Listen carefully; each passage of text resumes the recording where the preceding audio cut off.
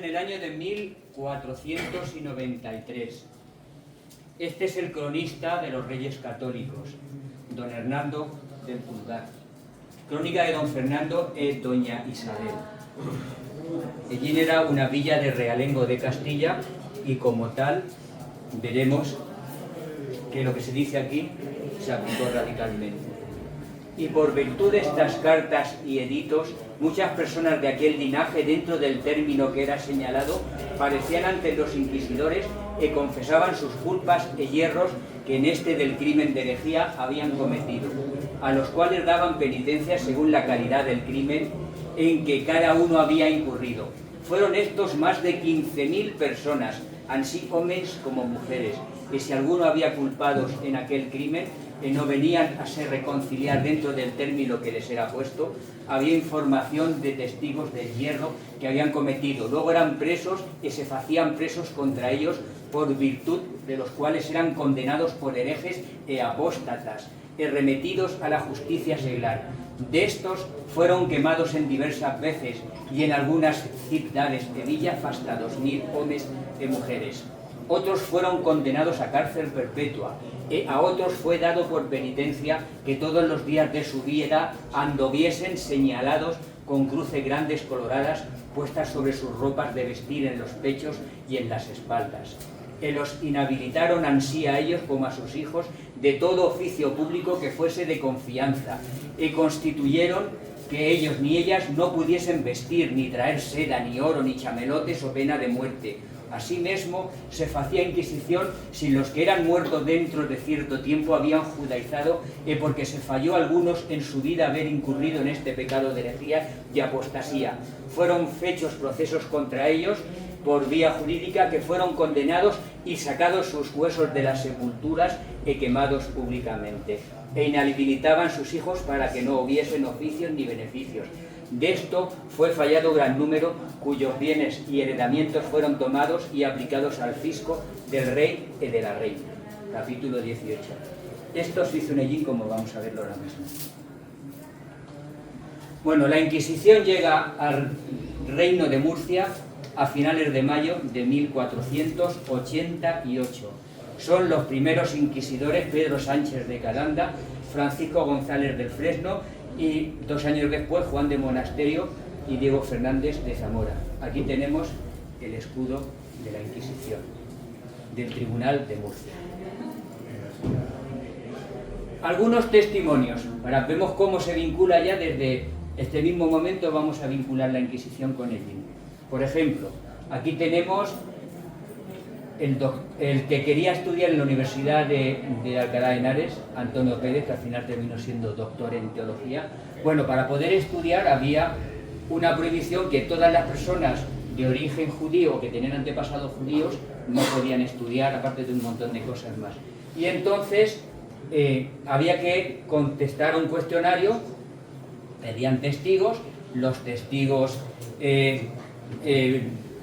eran entrevistados por alguien del tribunal de la universidad, y entonces la pregunta 9 era la siguiente: ¿hay algún San Benito de descendientes del opositor colgado en su villa de Yecla y está limpio de toda mala raza de judíos o confesos nuevamente convertidos de una mala secta de gentiles o herejes?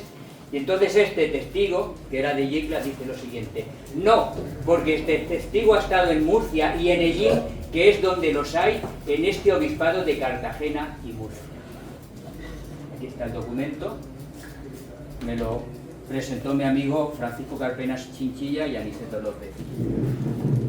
Esto es más conocido probablemente para algunos de nosotros, que son las instrucciones y las pesquisas hechas en el proceso a Rafael Melchor de Macanaz. Decía lo siguiente: otro sí, digo que el dicho don Melchor de Macanaz es natural de la villa de Ellín, del distrito de la Inquisición de Murcia, y dicha villa es la más notada de infección de judíos que hay en todo aquel reino, de tal manera que de muchos años a esta parte no hay ni ha habido ministro del santo oficio de ella natural suyo por la suma dificultad o imposibilidad de probar la limpieza de sangre que requiere el estatuto. Y es muy natural cosa que el dicho don Melchor de Macanaz descienda de raza infecta, y conviene averiguarlo.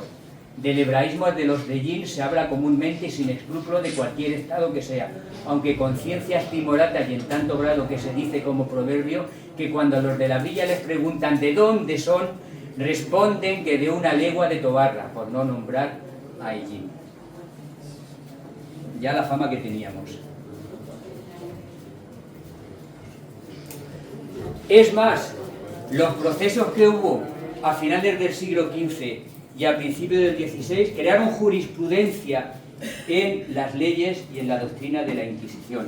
Por ejemplo, Hijos, esto es de Fermosino, que hace un ABC para los inquisidores de la corona de España, de las coronas de España. Y entonces cuando llegamos a la palabra hijos, fijad lo que dice aquí. Hijos o nietos de condenados de Yin no sean declarados por hijos d'Argos ni libertados de otras excepciones por el gobernador del Marquesado de Villena. Hay mandamiento del Consejo de la Suprema del 4 de enero de 1520. Ya vemos que desde ese momento, ya de 1520, ya había habido tantos casos que ya se sentaba jurisprudencia de lo que Yin representaba para el Tribunal de la Suprema de la Inquisición. Estaban entre 2 y 3 generaciones inhabilitados por infinidad de cosas, luego las contaremos. Para aquellas personas que habían tenido la desgracia de tener la vinculación con la Inquisición. Bueno, estado de la investigación. Lo que yo he hecho ha sido básicamente utilizar las investigaciones de otros grandes historiadores. Aquí los tenemos a Jerónimo García Servet, tenemos a Blázquez, aquí he metido algunos libros que he trabajado. Tenemos este que he acertado de Servet. Tenemos otros de hace 30 años, de Sotos contra Riquelme, de Contreras, que tiene un apartado dedicado allí interesantísimo. Y sobre todo los más interesantes son los que se han publicado en los últimos años.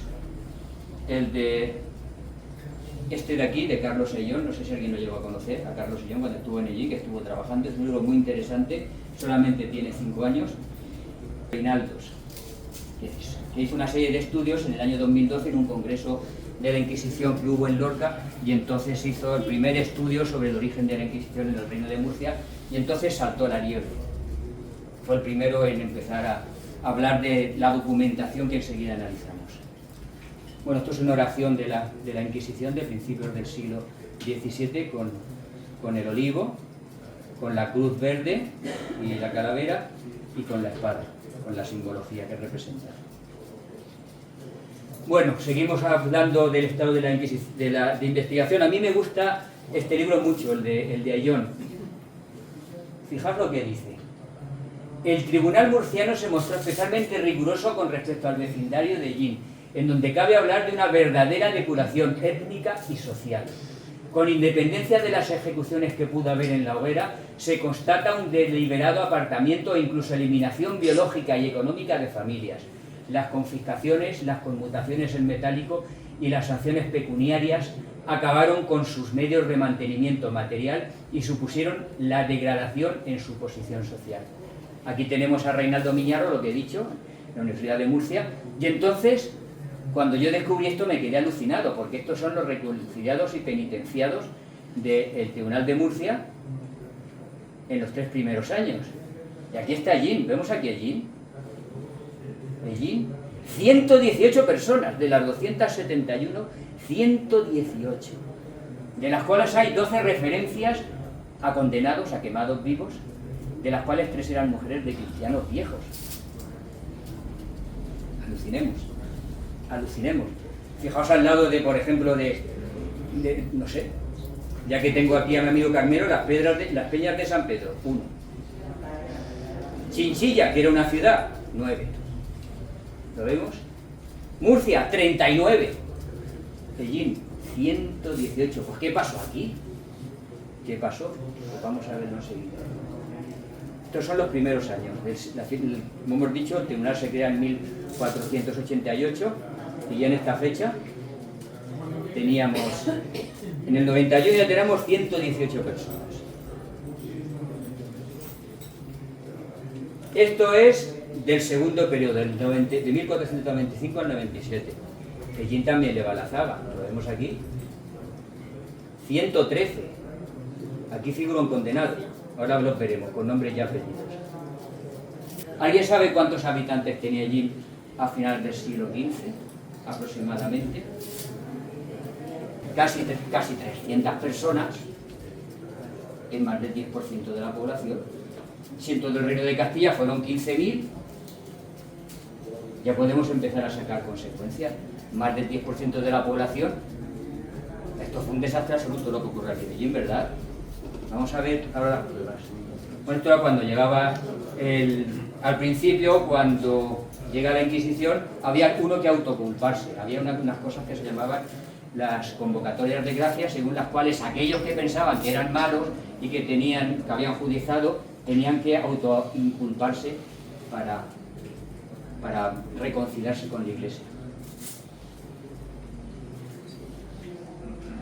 Bueno, entonces, la foto esa que hemos visto en el vídeo, este era el aspecto real que tenía la iglesia de Santa María, la nueva, luego más tarde llamada Santa María de la Asunción, aproximadamente un siglo después de haber llegado el Tribunal de la Inquisición. Estos eran los sanbenitos de todas aquellas personas de Ellín que habían sido procesadas. Este era el atuendo que llevaban. Y entonces, para perpetua memoria y escarnio de él y de sus descendientes, en la iglesia colgaban los sanbenitos. Aquellos que habían sido quemados, pues aparecían con la cara, con la efigie y con las llamas. Los que no, pues simplemente la cruz de San Andrés. Entonces, leyendo el libro de Blázquez, en 1587 había cerca de 290 sanbenitos colgados en las paredes de las iglesias, de los cuales en su gran mayoría correspondían a judaizantes. La gran pregunta, ¿por qué? ¿Por qué? ¿Por qué? ¿Alguien tiene alguna posible respuesta?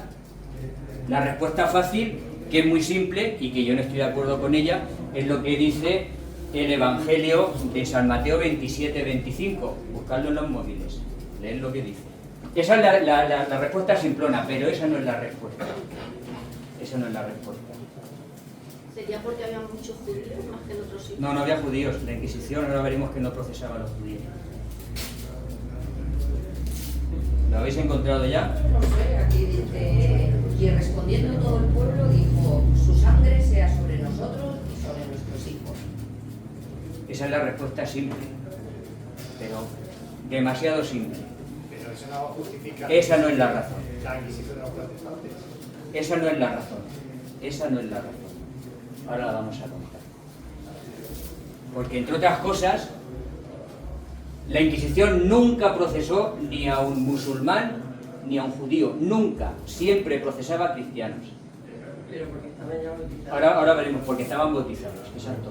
Ahora veremos por qué se quemó a la gente. Estos son los símbolos. Así es que quien piense que es por esa razón, no es por esa razón.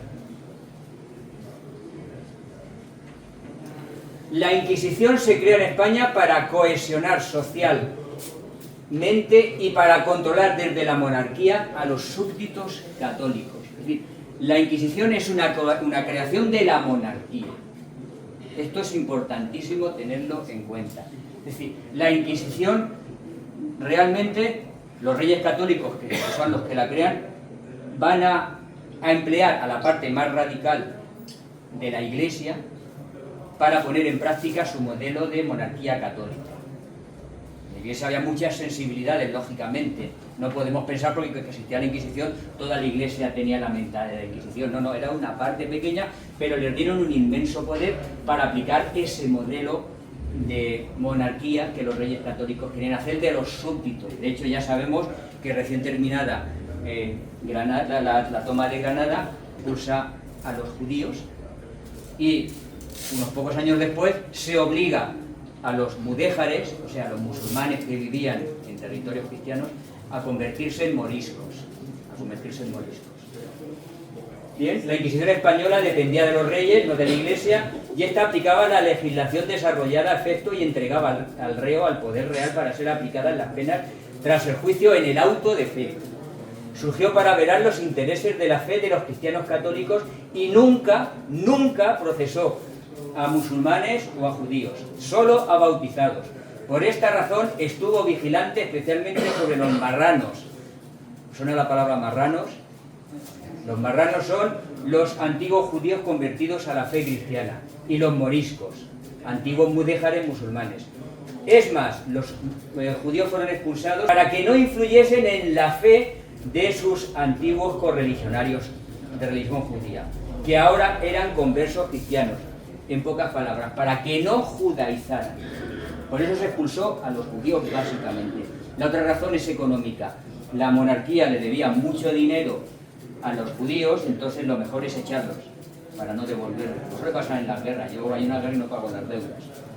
Bueno, entonces para eso se creó una infraestructura enorme en todos los reinos de Castilla, donde iba llegando el Tribunal de la Inquisición, aquí a partir del 88, y en todas esas villas había lo que se llamaban los familiares, que era una red de personas que vigilaban y denunciaban las conductas desviadas principalmente de fe de sus vecinos, colaborando como auxiliares del tribunal. La información la enviaba el comisario de la villa, un sacerdote normalmente, al tribunal, en este caso el de Murcia, para que interviniese a través del alguacil. En los primeros años hubo convocatorias de gracia para la autoinculpación voluntaria de los nuevos cristianos, vamos a llamar, sospechosos. Y esto es lo que habitualmente había en las viviendas de los familiares de la Inquisición. En algunos lugares se han conservado los escudos de los familiares. En Medellín no queda ninguno. Vemos aquí la espada, que representa la lucha contra la herejía, la cruz, la rama de olivo, que representa la pureza, y en algunos sitios la cruz de Malta, o de la cruz de Jerusalén, que representa, pues, digamos, la lucha armada contra la herejía. Para los documentos que ahora os voy a contar, he utilizado todas estas fuentes que hay aquí.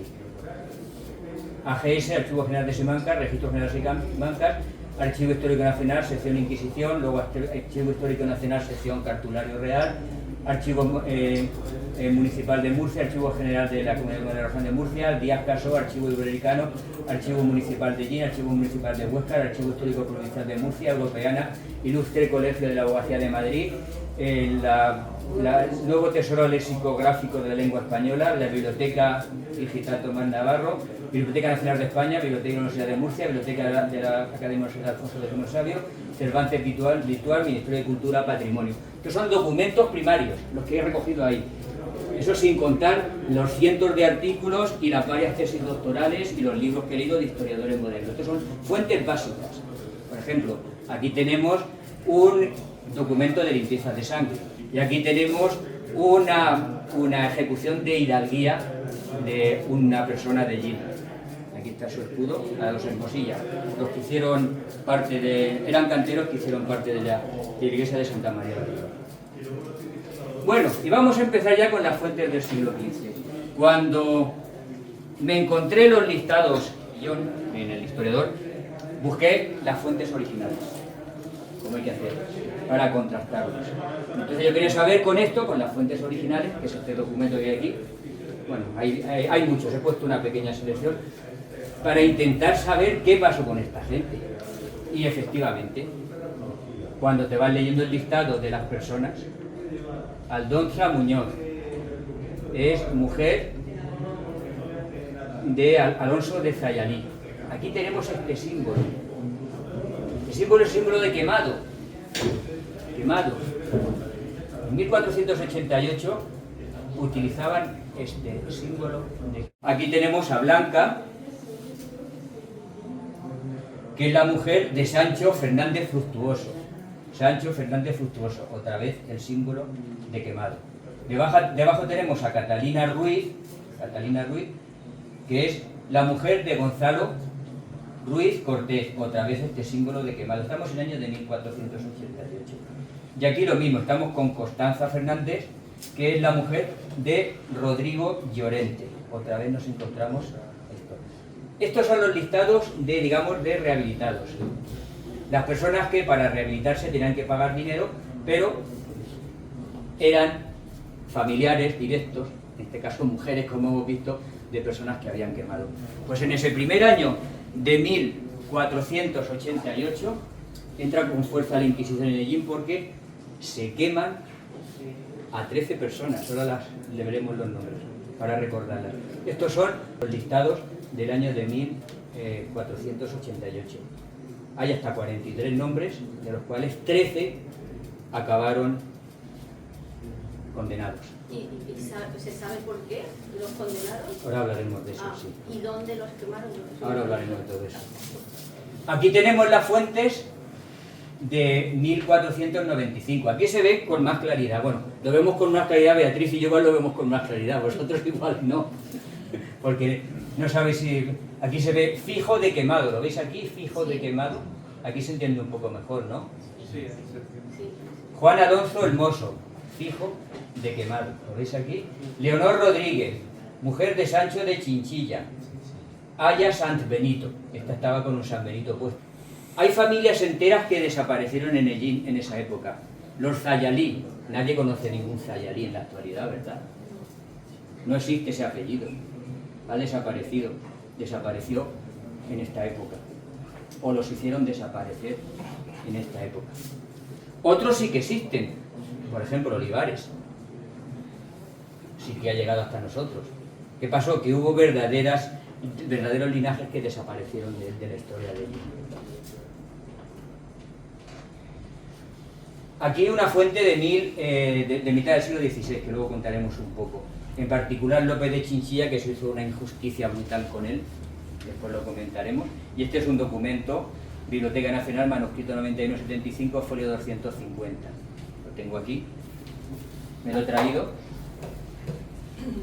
Me he traído algunos, digamos, muestras. No me he traído toda la documentación, evidentemente, porque no me cabría. Es el documento que está sacado de un libro que se llama, a mí cuando vi el título del libro me quedé alucinado, dice Noticias curiosas,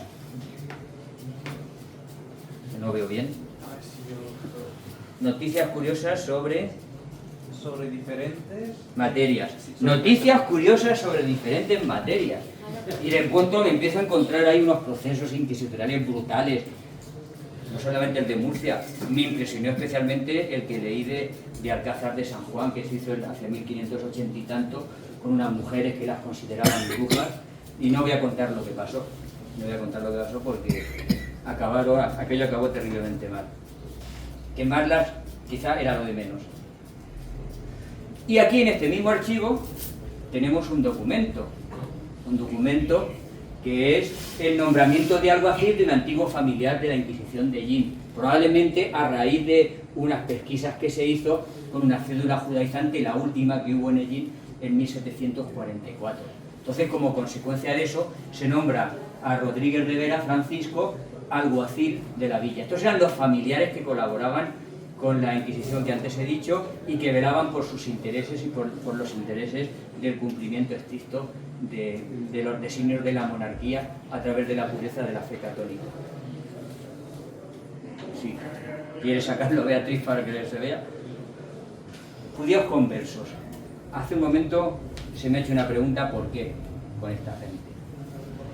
Bueno, todas las víctimas de Ellín del siglo XV debieron tener antepasados judíos, pero a finales del siglo XV eran cristianos nuevos de al menos 2 generaciones. A finales del siglo XIV nos constan los documentos de impuestos de Fellín, que mi maestro don Juan Torres Fontes estudió y transcribió, 1384, vienen los impuestos, y entonces podemos reconstruir que sí que había judíos, entre el 15 y 20% de la población de Ellín era judía de religión.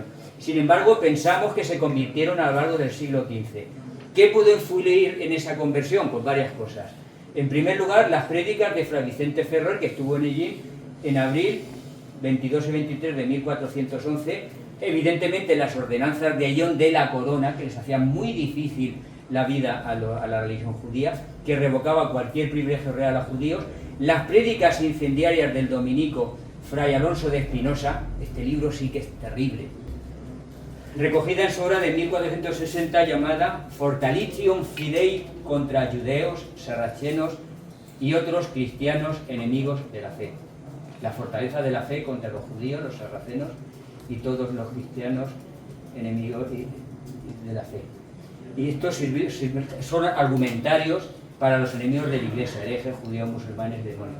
Entonces, realmente se crea un ambiente absolutamente hostil hacia ellos. Por ejemplo, en Ellín se asesina a un judío, probablemente el último que quedaba, Isaac ben David, que era recaudador de impuestos, que fue acuchillado en 1488 por el vecino de la villa, García Díaz. La fuente, Archivo General de Simancas, Registro General Taláctica. Pero en lo que sí que había en Ellín, que ahora era una villa de realengo en el año de 1488, eran muchos conversos nuevos, notables que habían colaborado con el derrotado Marqués de Villena en la guerra civil del Marquesado. No sé si sabemos que hubo una guerra civil aquí por la sucesión de la corona de Castilla entre 1475 y 1480. Entonces, Ellín en 1475 pertenecía a los dominios del Marquesado de Villena. En este momento, allá había muerto Juan Pacheco, dependía de Diego López Pacheco, de su hijo. Y las clases dirigentes de Ellín eran antiguos judíos que colaboraban con el marquesado. Habían colaborado con su padre Juan Pacheco y ahora colaboraban con su hijo. ¿Qué ocurre? Que los que ganan la guerra son las clases nuevas que quieren ser dirigentes y qué quieren hacer con el antiguo establishment. Lo podemos imaginar, ¿no?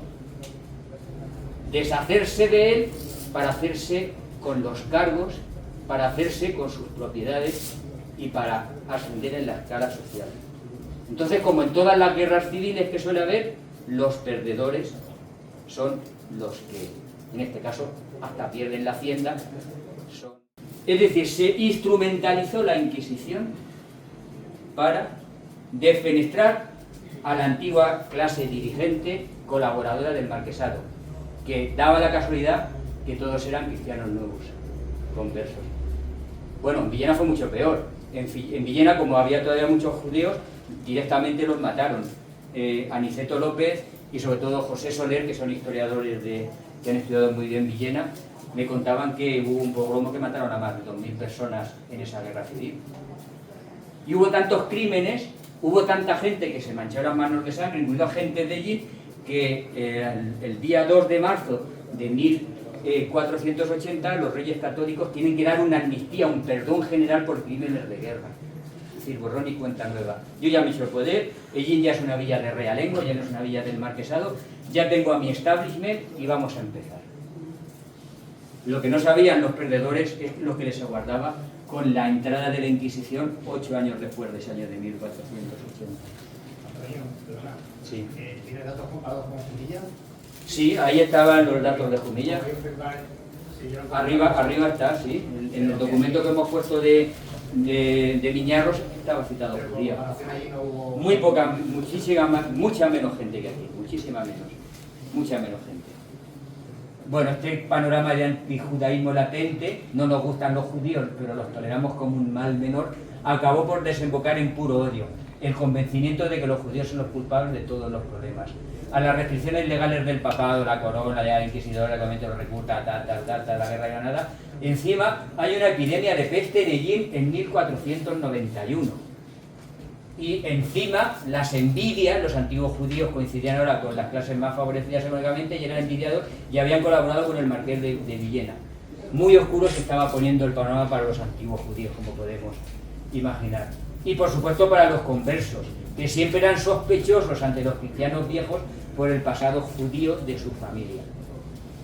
Bueno, es habitual que durante la Edad Media las culpas de las epidemias y las calamidades, ¿de quiénes eran? Pues de los señalados, en este caso los judíos. El documento este que he dicho de la epidemia de peste está aquí. Acuerdo concejil de Murcia, en el Archivo Municipal de Murcia, tal, que dice que se prohíbe la entrada de cualquier persona procedente de Ellín, Yecla e Iniesta porque allí mueren de pestilencia. Hubo 2 años de pestilencia y en esos 2 años, curiosamente, no hay procesos inquisitoriales, es decir, no quería venir aquí nadie. Esto probablemente sea lo único que queda de la presencia de los judíos en Ellín. Esto es de una casa particular. ¿Eso qué es una chimenea? Es una chimenea. Probablemente es una antigua lápida judía. Probablemente, eso me dijeron los propietarios. Así acabó los 300 años de presencia judía en Egipto, sirviendo de sus lápidas de chimeneas.